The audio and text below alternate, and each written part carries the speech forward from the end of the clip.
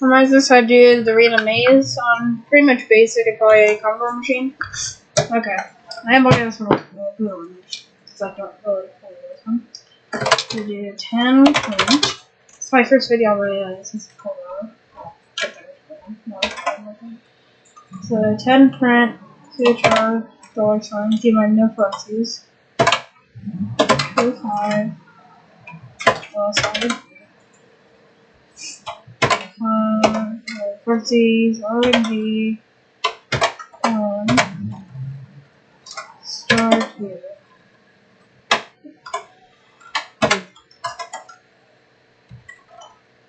Okay, 920, yeah, okay.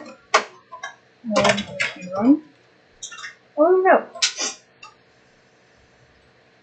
It's pretty fun. You can also find some other basic code. And probably more this time. At least I suppose I'm more with basic, but well, thing here. Well, what's at the end?